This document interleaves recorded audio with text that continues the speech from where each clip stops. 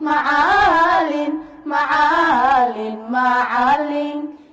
22 November waa maalinta loo asteeyay xuska iyo dhiirigelinta macalinka Soomaaliyeed ee madaalaha ah 22 bishii November 1974 ayaa la aqoonsaday maalinta macalinka Soomaaliyeed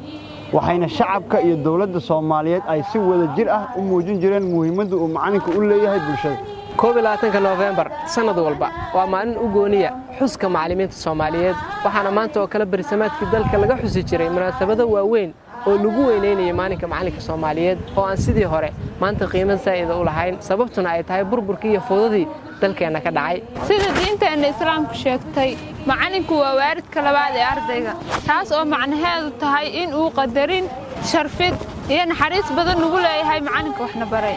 macalinku waa barbaariyaha iyo ababiyaha da'yarta iyo jiilalka cusub ee bulshooyinka macalinku waa hirgeliyaha iyo horumaryaha aqoonta waayo-aragnimada iyo xadaaradda bulshada astaamaha macalinka wanaagsan waxa kamid ah waa mid ujeedkiisu cad yahay leh qorshe wanaagsan u dhagan nugul ardadiisa kobciya aqoonta iyo wacyiga ardadiisa aan abaal ka sugin ardadiisa iyo ehelkoodaba dhiirigeliya ardayda waan hogaamiye bulsho oo waxtar leh macalinku waa ugu cilmi ah oo bulshada ka haqabtira aqoon la'aanta iyo jahliga macalinka oo ah warshada soo saarta haldoorka bulshada waxa wax laga xumaadaa inuu maanta ka mid yahay dadka ugu daryeelka iyo mushaarka yar